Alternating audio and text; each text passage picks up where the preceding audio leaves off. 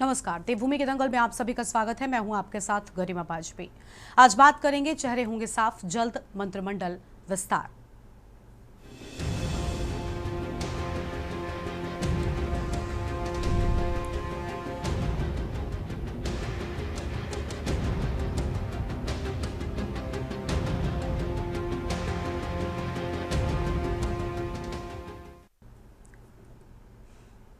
उत्तराखंड में लंबे समय से कैबिनेट विस्तार का इंतजार कर रहे विधायकों में हलचल तेज हो गई है।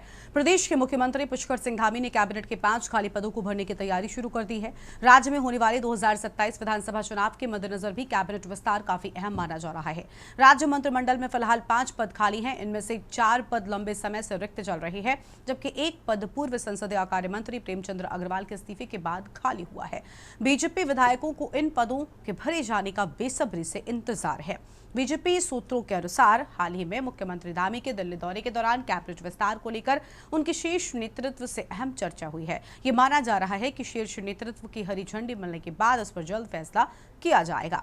रविवार को मुख्यमंत्री पुष्कर सिंह धामी के साथ ही प्रदेश अध्यक्ष महेंद्र भट्ट ने भी इस संबंध में संकेत दिए। उन्होंने कहा कि धामी कैबिनेट के खाली पद भरने को लेकर लंबे समय से कवायद जारी है। बातचीत अंतिम चरण में है और जल्द ही रिक्त पदों पर नियुक्तियां की जाएंगी। तो वही विपक्ष का कहना है कि हर बार इसी तरह चर्चा होती है। दरअसल धामी सरकार कैबिनेट को भरना ही नहीं चाहती है। आज इसी पर करेंगे विस्तार से चर्चा। उससे पहले देखिए एक खास रिपोर्ट।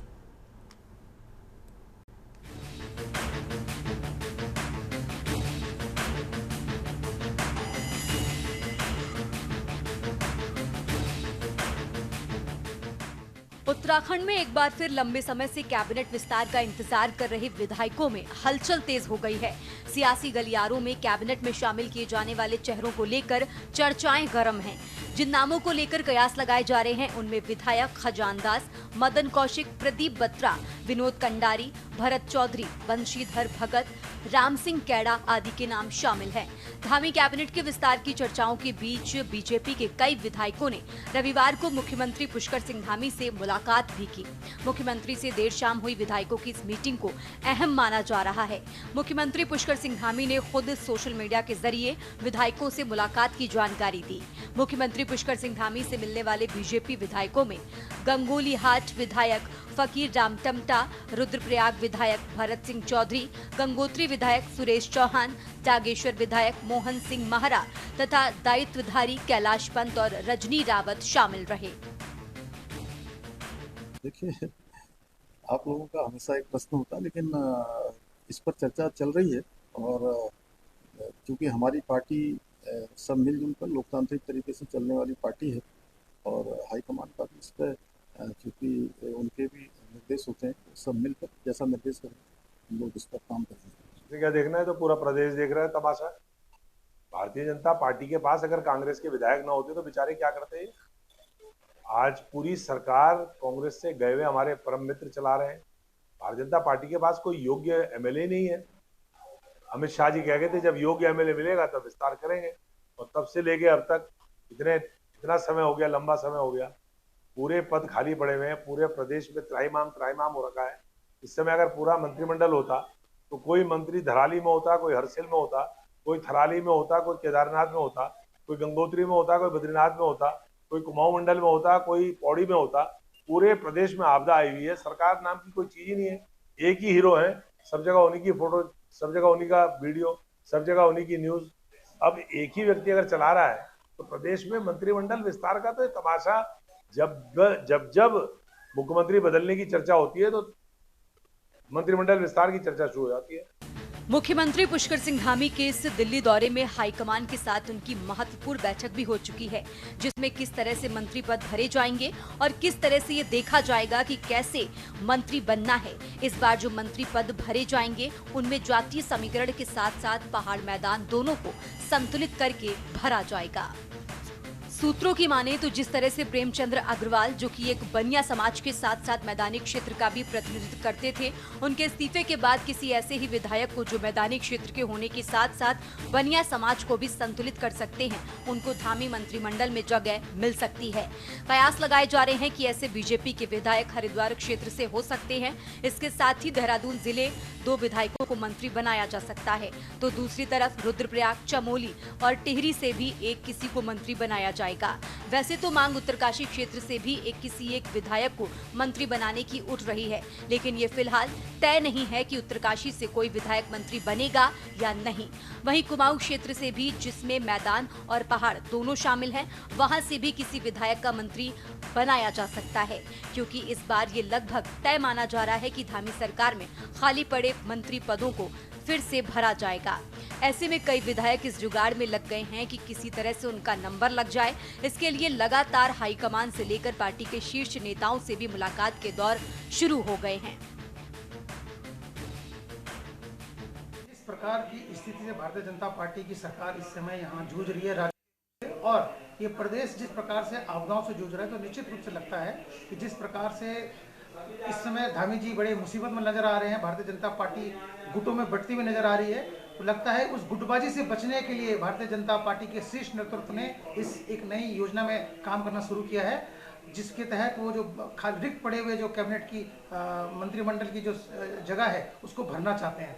मैं आपके माध्यम से मुख्यमंत्री जी और भारतीय जनता पार्टी से पूछना चाहता हूं कि जब 4 वर्षों से बिना उनके काम चल सकता है, जैसा कि भारतीय जनता पार्टी के तमाम नेतृत्व कहता रहा है कि कोई फर्क नहीं पड़ रहा है, विकास की दौड़ में लगातार प्रदेश आगे बढ़ता जा रहा है, किसी प्रकार का कोई विघन उत्पन्न नहीं हो रहा है इन मंत्रिमंडल की सीटों के भरने के।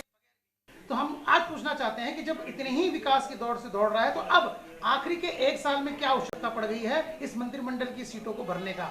भारतीय जनता पार्टी वो पार्टी है कि जहां पर हर चीज एक उचित समय पर निश्चित तौर पर होती है, और जिस प्रकार से बातें हो रही है कि विधायक लगातार धामी जी से मिल रहे हैं, तो निश्चित रूप से हमारे क्षेत्रीय विधायक जो भी है वो अपने मुख्यमंत्री जी से इसलिए मिलते हैं कि उनके क्षेत्र से जुड़ी समस्याओं का उनके सामने रखना होता है, प्रस्ताव पारित कराना होता है। इस समय आपदा का समय है, इस आपदा के समय में किस प्रकार अपने क्षेत्र की जनता को राहत दी जा सके, उसके संदर्भ में वो लोग अपने अगर मुख्यमंत्री से मिल रहे हैं तो उसको अदरवाइज लेना जहां तक मुझे लगता है उचित नहीं है। और रही बात आगे दायित्वधारियों की और ये मंत्रिमंडल विस्तार की, तो निश्चित रूप से उसको भी किया जाएगा समय आने पर। निश्चित रूप से सभी को आप सबको मुख्यमंत्री जी के माध्यम से जानकारी प्राप्त हो जाएगी। कुल मिलाकर जल्द ही नए मंत्रिमंडल विस्तार को लेकर अब राजनीति में चर्चाएं तेज हो चली हैं। अब तक धामी कैबिनेट में 7 मंत्री हैं, जिस पर अब 5 नए भाजपा के नेताओं का चयन तेजी से किया जाना बाकी है। संभवतः ये भी जानकारी है कि पूरा धामी मंत्रिमंडल नवरात्रि तक पूरा हो जाएगा, तभी नए चेहरों को लेकर तस्वीरें साफ हो पाएंगी। लेकिन कई विधायक अभी से अपनी गुड़ाभाग की राजनीति में सक्रिय हो गए हैं। अब ये भी देखना उचित होगा कि बीते भाजपा शासन में अब तक किन विधायकों का परफॉर्मेंस बेहतर रहा है। पार्टी उस स्तर पर ही इन 5 चेहरों का चयन करेगी, लेकिन हर कोई अपने आप को मंत्री बनाने को लेकर देहरादून से लेकर दिल्ली तक अपनी हाजिरी लगा रहा है। Uttarakhand desk report.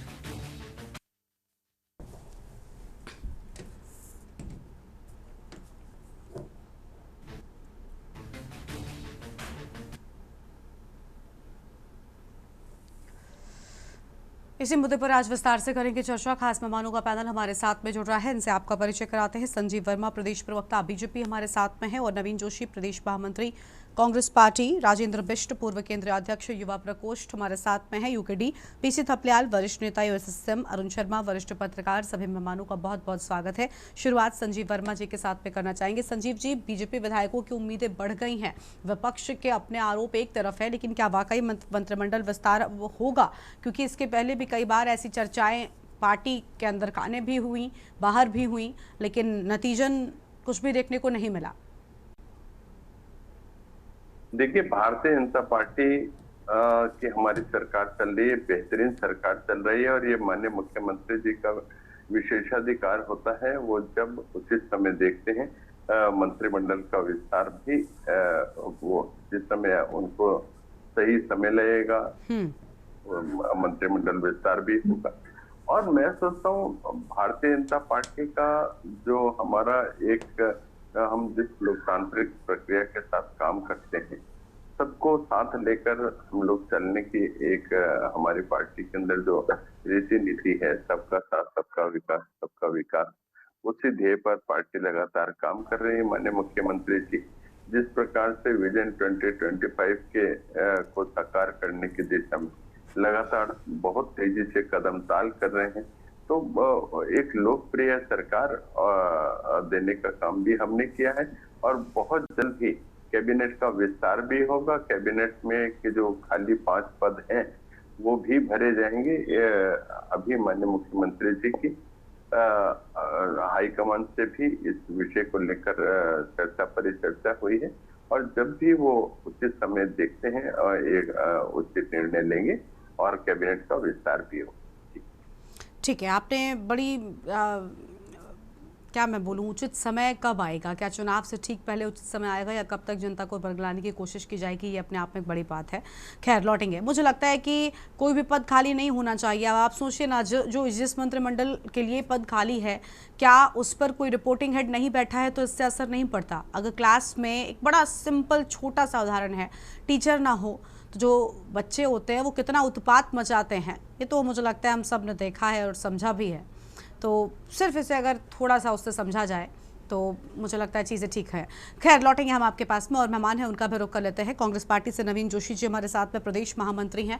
नवीन जी, क्या कहना चाहेंगे? उचित समय का इंतजार है, मुख्यमंत्री के अधिकार है ये, और उचित समय कब आता है देखना बहुत अहम होगा। देखिए, 5 साल से उत्तराखंड में मंत्री पद खाली पड़े, 5 मंत्री पद खाली पड़े हैं पिछले 4 सालों से। ये एक बहुत बड़ी संवैधानिक लापरवाही है और प्रदेश के इतने बड़े अहम विभाग जिससे जनता सीधे सीधे जुड़ी रहती है उसमें मंत्री नहीं है। ये प्रदेश बिना मंत्रियों के कैसे चल रहा है? कई फाइलें ऐसी हैं, आज तक ऐसी हैं, जो मंत्री के इंतजार कर रही है कि मंत्री जी आएंगे और उस फाइल को निपटाएंगे और प्रदेश का विकास होगा। क्या सरकार को जनता के प्रति कोई भी जवाबदारी नहीं है? जनता ने चुन को इनको भेजा है। आज प्रदेश की आप स्थिति देख लीजिए, क्या स्थिति है। आज अभी उत्तरकाशी के अंदर धराली में इतनी बड़ी आपदा आई है, अभी थराली के अंदर भी आपदा आ चुकी है। हर जगह इनके मुख्यमंत्री नजर आ रहे हैं। कोई भी ऐसा मंत्री नहीं है जो आपदा देख सके, कोई दूसरे विभाग को देख सके। सिर्फ मुख्यमंत्री के भरोसे पूरा प्रदेश चल रहा है।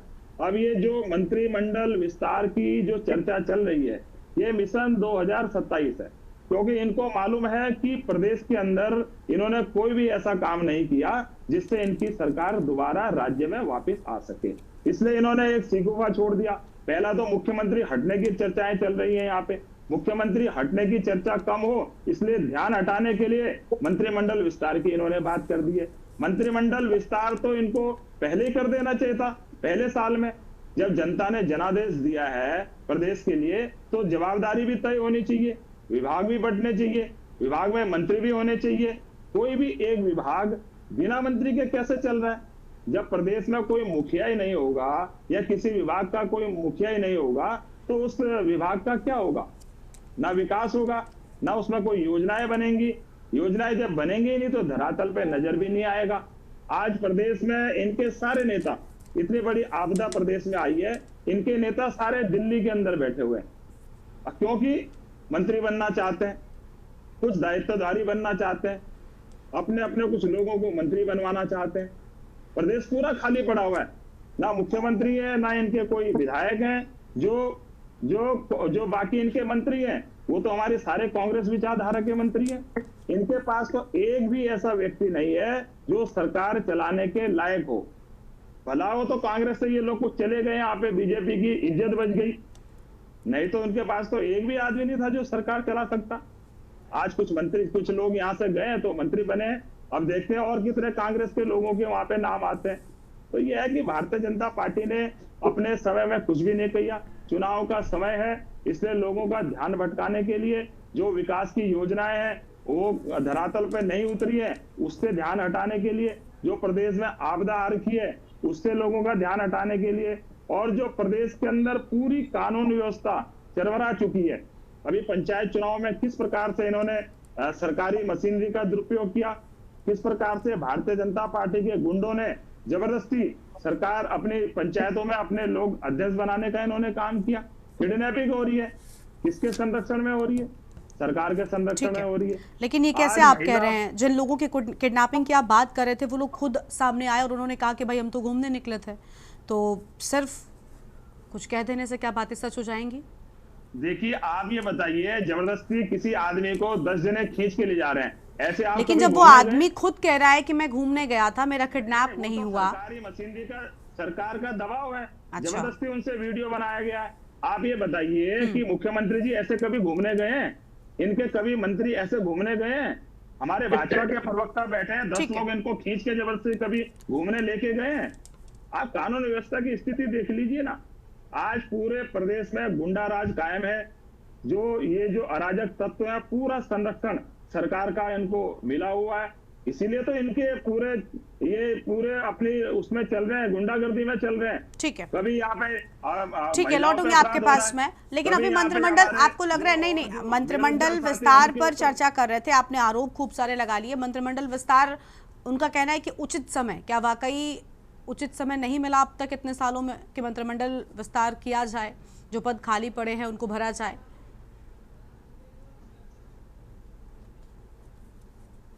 आपसे ही सवाल है नवीन जी। देखिए, उचित समय तो इनका आ चुका है अब। अच्छा। उचित समय ये है कि चुनाव की सुगबुगाहट हो चुकी है। अब इनको मालूम है ये सत्ता में नहीं आ रहे हैं। अच्छा। सत्ता में अगर ये आने वाले होते तो मुख्यमंत्री जी ने 4 साल जब गुजार दिए हैं, तो 1 साल में कौन सी ऐसी आफत आ रही थी? क्योंकि 3 महीने पहले तो वैसे भी आचार संहिता लग जाएगी प्रदेश में। उचित समय कुछ नहीं है। वैसे तो मुख्यमंत्री हटने की चर्चाएं बड़ी जोर से हैं। अगर मुख्यमंत्री जी नहीं हट रहे तो चुनाव में किस प्रकार से लोगों का ध्यान हटाएं? ये लोग तो जब कोई मुद्दे चलते हैं, जैसे आपदा का मुद्दा चल रहा है, कानून व्यवस्था का मुद्दा चल रहा है, ठीक है, यानी आपका कहने का मतलब है कि मुद्दों से भटकाने के लिए इस तरीके की नई चर्चाओं को धूल दे दी जा रही है। ठीक है, ठीक है, हम ठीक है, हम लौटेंगे आपके पास में। अरुण शर्मा जी के पास रुक करते हैं, वरिष्ठ पत्रकार हैं। बहुत स्वागत सर आपका। अरुण जी, 5 पद रिक्त हैं, क्या वाकई इनके लिए उचित समय अब तक सरकार को नहीं मिला, या फिर जैसा अभी नवीन जी कह रहे हैं कि भाई मुख्यमंत्री, क्योंकि मुख्यमंत्री को लेकर चर्चाएं हो रही, यही वजह है कि अन्य मुद्दों से भटकाने के लिए, अन्य चर्चाओं पर ध्यान ना जाए, शायद इस चर्चा को तूल दिया जा रहा है? गरिमा, देखिए, धामी जी से पहले तीरथ सिंह रावत और उससे पहले त्रिवेंद्र सिंह रावत मुख्यमंत्री, और दो जो मंत्री के पद है वो तो त्रिवेंद्र सिंह रावत के समय से खाली पड़े हुए हैं। और उसके बाद फिर चंदन रामदास जी की मृत्यु हो गई और प्रेमचंद अग्रवाल को इस्तीफा देना पड़ा, एक और बीच में, वो तो मुझे ध्यान नहीं आ रहा अभी, लेकिन इस तरह ये 5 पद खाली हुए। अब देखिए, कायदा यह है कि छोटी विधानसभाओं में 12 और बड़ी विधानसभाओं में कुल सदस्यों की संख्या का 10% अधिकतम मंत्री हो सकते। तो उत्तराखंड को चांस मिला था कि यहां 12 मंत्री हो सकते थे, लेकिन वो चांस क्यों भारतीय जनता पार्टी की सरकारों में इसलिए कह रहा हूं कि 3 मुख्यमंत्रियों की बात कर रहा हूं, क्यों वो चांस नहीं लिया, ये समझ से परे है। जबकि इनके पास तमाम कद्दावर नेता थे। आज की तारीख में मैं नवीन जोशी से सहमत हूं। नवीन जोशी ने कहा कि इनके पास कोई भी मंत्री भारतीय जनता पार्टी की प्योर पृष्ठभूमि का नहीं है। बिल्कुल सही बात है। केवल मुख्यमंत्री पुष्कर सिंह धामी और हमारे एक्स फौजी गणेश जोशी को छोड़कर वास्तव में कोई मंत्री सीधे सीधे भारतीय जनता पार्टी की पृष्ठभूमि का नहीं। अगर हम देखें, सतपाल महाराज कांग्रेस से आए, सुबोध उनियाल कांग्रेस से आए, सौरभ बोगुणा कांग्रेस से आए, उसके अलावा रेखा आर्य है कांग्रेस से आई। तो ये तमाम लोग कांग्रेस से आकर भारतीय जनता पार्टी में शामिल हुए। तो ये बिल्कुल सही बात है।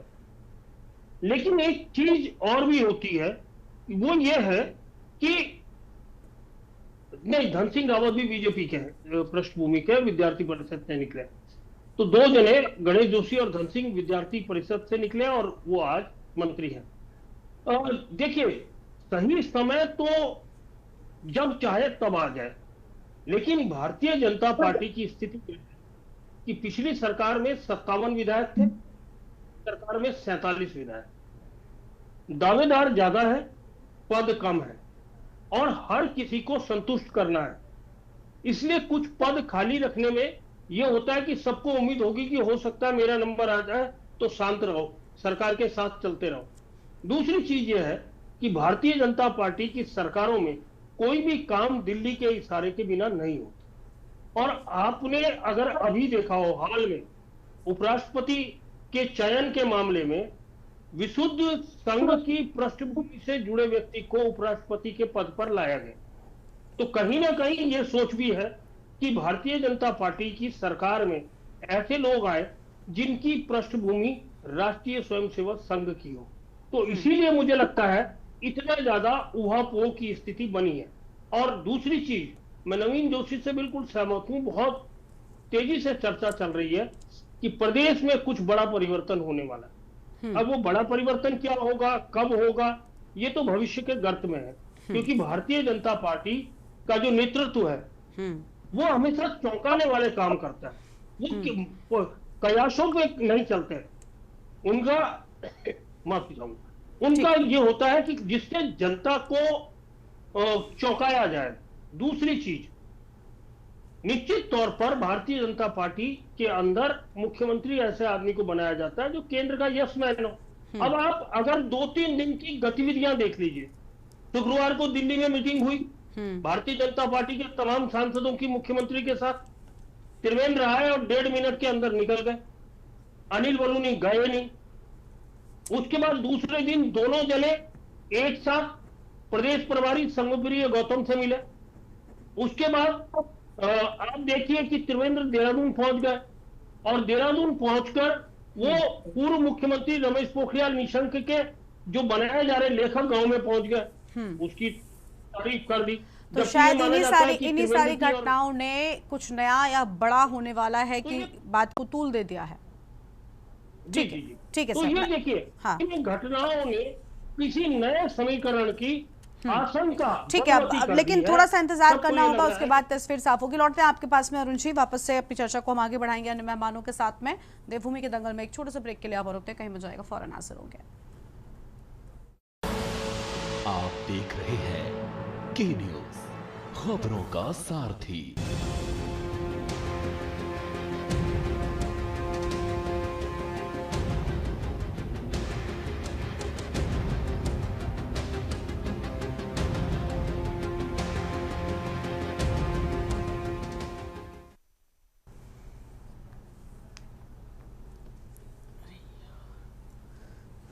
ब्रेक के बाद देवभूमि के दंगल में आप सभी का स्वागत है। खास मेहमान हमारे साथ में लगातार बने हुए, वापस से चर्चा का रुख कर लेते हैं। राजेंद्र बिष्ट जी हमारे साथ में, केंद्रीय अध्यक्ष युवा प्रकोष्ठ यूकेडी की ओर से, उनके साथ इस बार चर्चा की शुरुआत करेंगे। राजेंद्र जी, विपक्ष ने सरकार पर टालमटोल करने का आरोप लगाया है। बड़ी चर्चाएं हैं कि प्रदेश में कुछ बड़ा होने वाला है, क्या वाकई? क्योंकि शायद इसलिए भी ऐसी बातों पर ज्यादा जोर हो जाता है क्योंकि अगर पिछले बैकग्राउंड पर हम नजर डालें तो अभी अरुण जी ने बताया कि पहले त्रिवेंद्र, फिर तीरथ और उसके बाद पुष्कर सिंह धामी का नाम सामने आया था। हालांकि एक लंबे वक्त तक वो रहे। कई बार बड़े नेताओं ने, शीर्ष नेतृत्व ने भरोसा जताया है, खुले मंच पर यह बात कही गई कि पुष्कर सिंह धामी ही मुख्यमंत्री रहेंगे। पुष्कर सिंह धामी को इतना समर्थन भी दिया गया कि उनके अपनी जगह से हारने के बाद खटीमा में जो हुआ था उसके बाद भी उन्हें मुख्यमंत्री बनाया गया। दोबारा से चुनाव हुए, उसमें उनको जीत मिली, सारी चीजें हुई। लेकिन अब क्या वाकई कुछ बड़ा होने वाला है या फिर मंत्रिमंडल की चर्चा सिर्फ यूं ही हो रही है?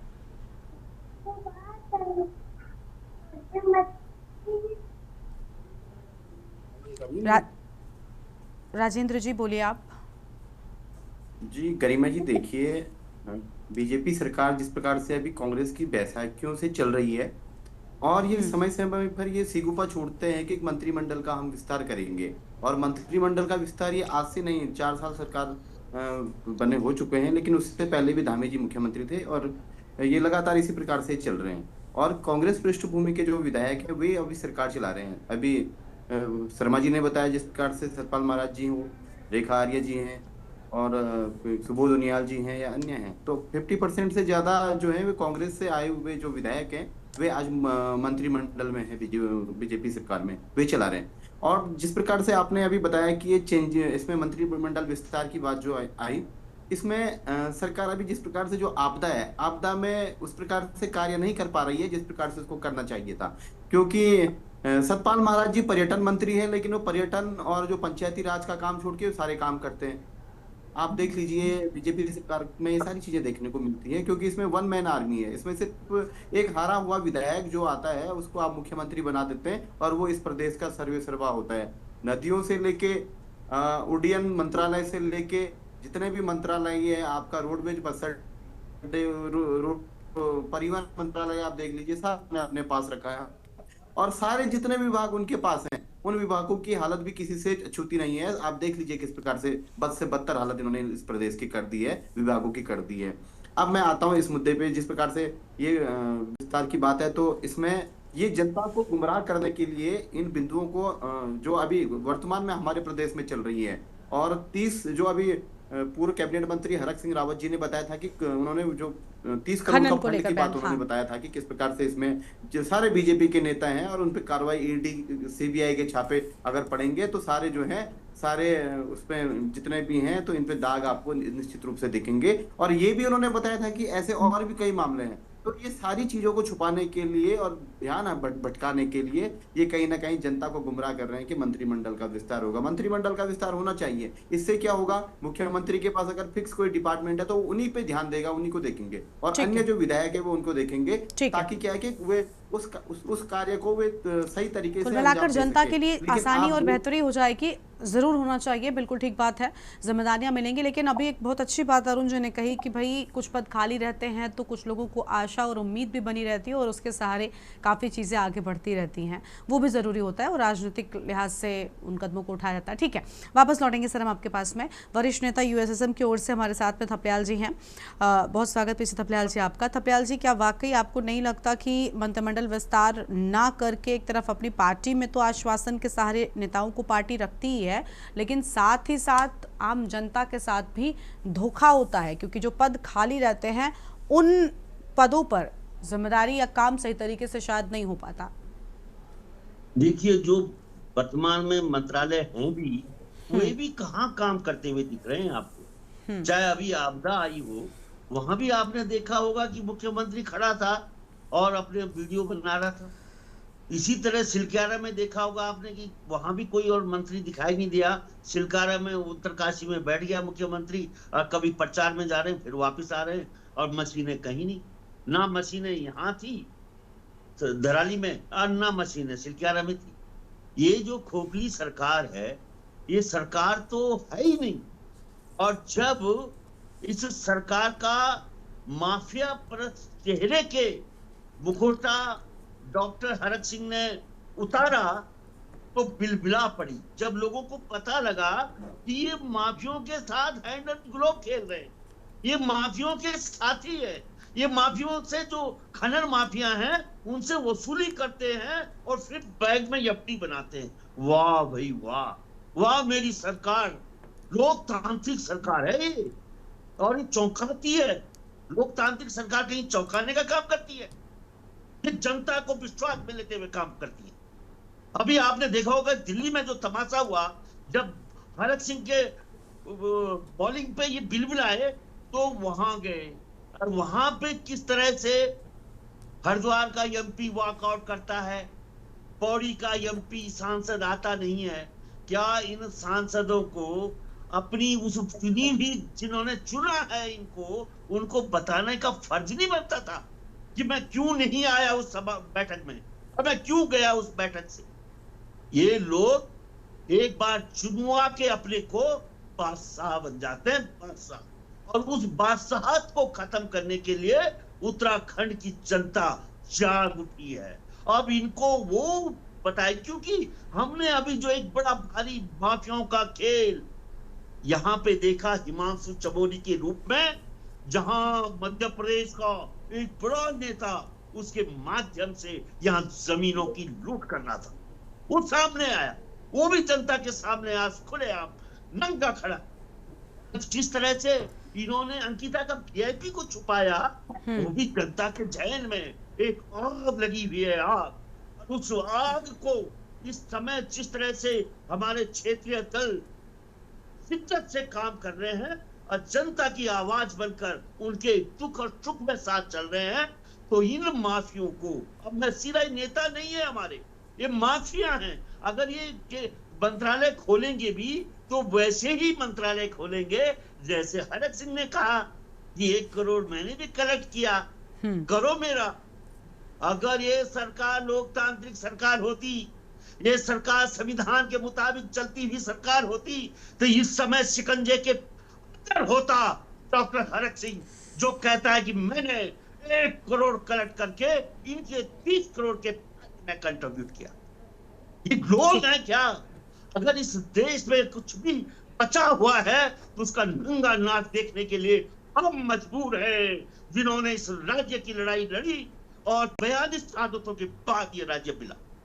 होता है मुझे कि किन माफिया के हाथ में हमने सरकार सौंप दी है। ये बहुत ही एक ऐसा सवाल है कि समय मुख्यमंत्री को फेंकना चाहिए था केंद्र को, लेकिन उसको बोला बेटा जा जनता को गुमराह कर, मंत्री परिषद का विस्तार की बात कर, और उसको संगठन अध्यक्ष को क्या बोला, जा तू अपने संगठन में नए नए चेहरे ला, जनता में ऐसे हम अपने हमारे पास ऐसे पत्रकार थपलियाल साहब लौटेंगे आपके पास में, आपकी पूरी बात को विस्तार से सुनेंगे। वापस से अपने कार्यक्रम का रुख कर लेते हैं। खास मेहमान हमारे साथ में लगातार बने हुए थपलियाल साहब, आप अपनी बात को पूरा कर सकते हैं। थपलियाल साहब आवाज मिल रही है आपको?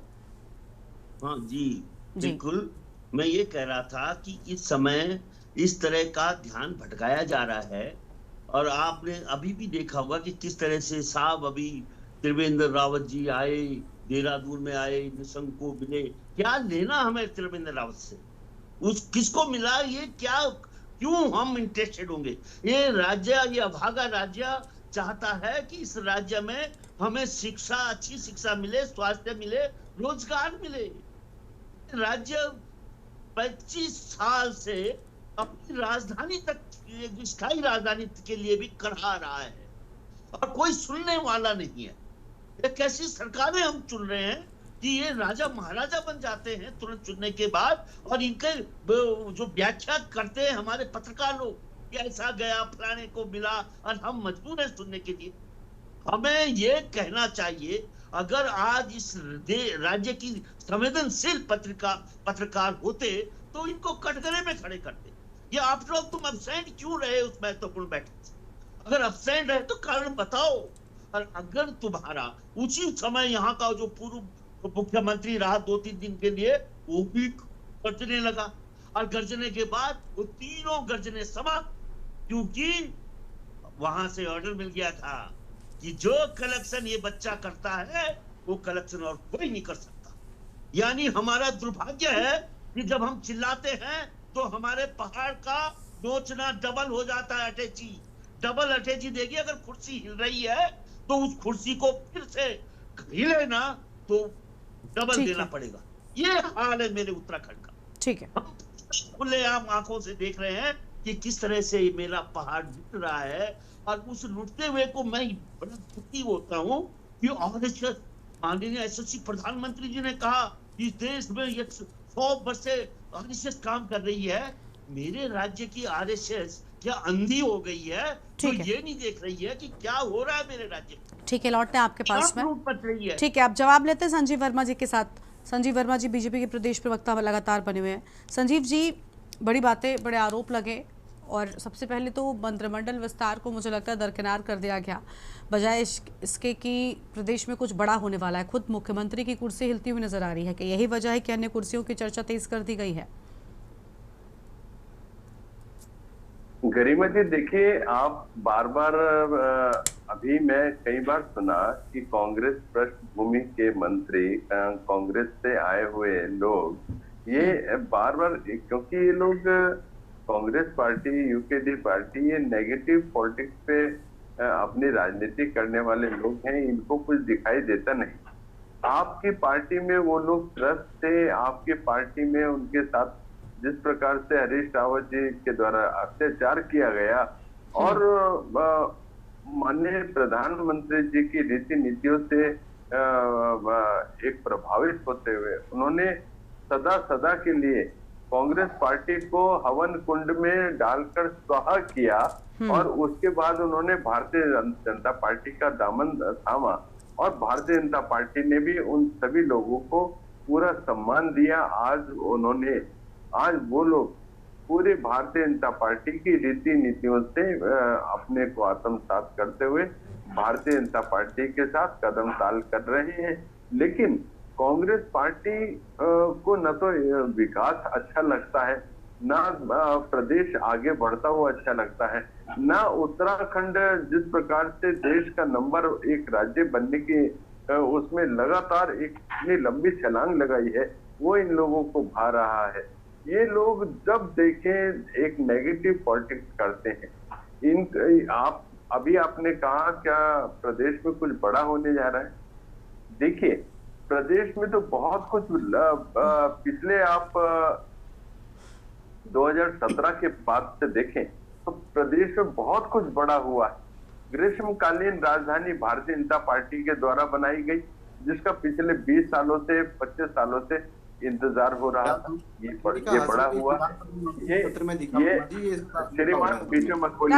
राजेश जी बस इसके बाद आ जाऊंगा। ठीक है, हाँ संजीव जी बोलिए।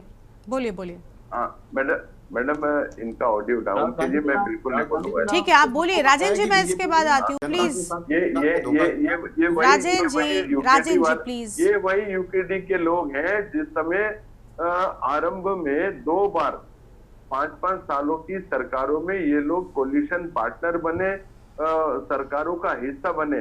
उस समय भूल जाते थे कि हम यूकेडी का गैरसैंण में राजधानी का भी कोई मुद्दा था। राजेश जी पहले तो आपकी आवाज नहीं आ रही है।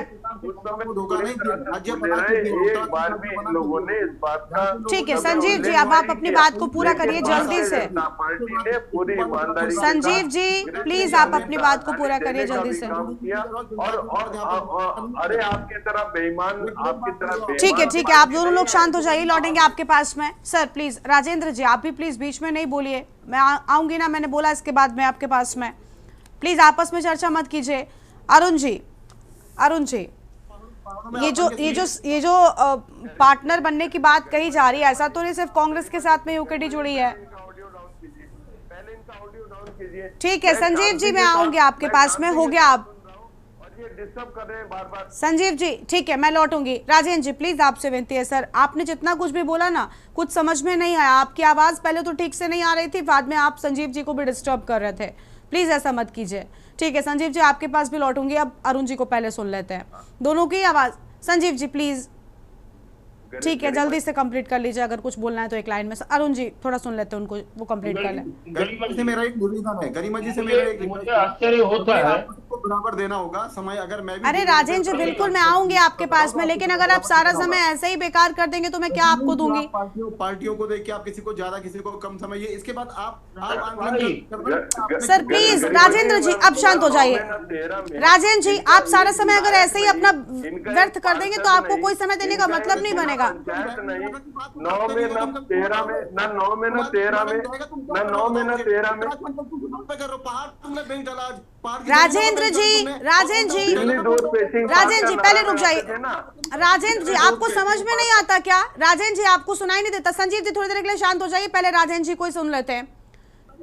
राजेंद्र जी सर डिबेट में ऐसे नहीं बैठते। राजेंद्र जी आप मुझे मत बताइए कि मैं कितना समय किसको दूंगी। और पहली बात आपको सुनना चाहिए, पहले तो अपना नेटवर्क ठीक कीजिए, आपकी आवाज नहीं आ रही। दूसरा ये कि आप ये बता रहे हैं कि किसको कितना समय देंगे। राजेंद्र जी सॉरी सर, आपकी आवाज नहीं आ रही, आपको हम समय नहीं दे सकते, माफ कीजिएगा। संजीव जी आपका भी हो गया। अरुण जी आप बोलिए। अरुण जी बोलिए आप।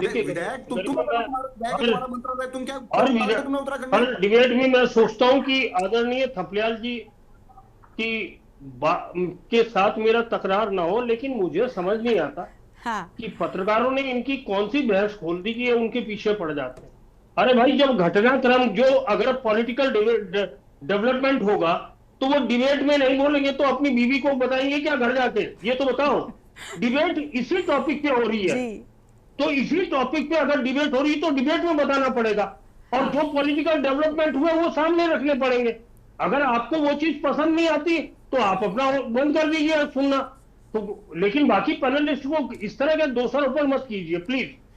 दूसरी चीज गरिमा देखिए, आज तक का ये रिकॉर्ड है पहली अंतरिम विधानसभा से कि जिस समय नित्यानंद स्वामी मुख्यमंत्री बने थे तो उनकी शपथ में 2 कद्दावर लोग शपथ ग्रहण समारोह में शामिल नहीं हुए थे। अगर आपको याद हो, थपलियाल जी आपको भी याद दिला दूं, निशंक जी और कोश्यारी जी जो बाद में दोनों मुख्यमंत्री बने, और यह कह दिया गया कि उनको कार्यकर्ताओं ने रोक लिया है, उनकी शपथ बाद में हुई थी। उस टाइम भी इस तरह की गतिविधि जब नित्यानंद स्वामी हटे थे तो इसी तरह की गतिविधियां चल रही। उसके बाद कोश्यारी जी तो चुनाव हार गए, क्योंकि उस टाइम बीजेपी चुनाव हार गई थी। विजय बहुगुणा मुख्यमंत्री बने। विजय बहुगुणा के मुख्यमंत्री बनने के बाद लगातार कांग्रेस विधायकों की दौड़ दिल्ली में होती रही।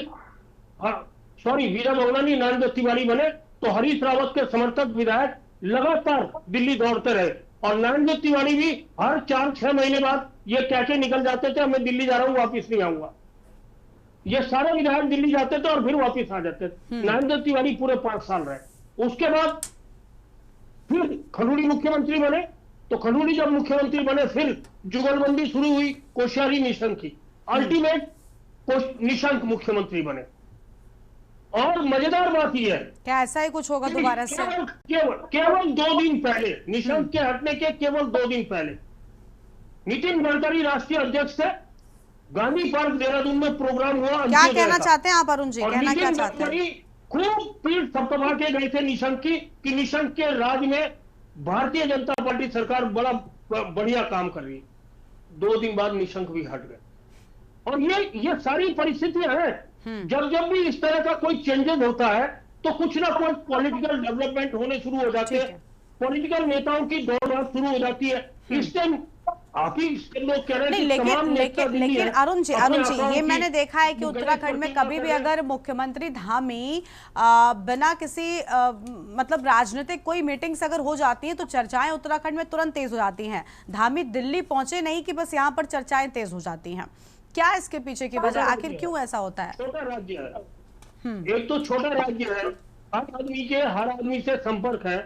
हमको परसों जब डिबेट में हम बैठे थे, उसके बाद कांग्रेस के लोग पूछ रहे थे, उनके पास दिल्ली के आईटी सेल से कांग्रेस की फोन आया कि भाई उत्तराखंड में कुछ चेंज होने वाला है। तो हमें तो नहीं पता था, हमें तो और लोगों से पता लगता है। अब देखिए, मैंने कल भी कहा था डिबेट में, हम अंतर्यामी नहीं है। जो पब्लिक के बीच में से छन के चीजें आएंगी वो हम लोगों को पता। ठीक सर, जल्दी से। ठीक है सर, हमारे सोर्सेज होते हैं। ठीक है, लौटेंगे आपके पास में। ठीक है, राजेंद्र जी की एक छोटी सी प्रतिक्रिया। राजेंद्र जी कुछ कहना चाहें जल्दी से आप, वरना आप कहेंगे आपको समय नहीं दिया। प्लीज बस कुछ शब्दों में।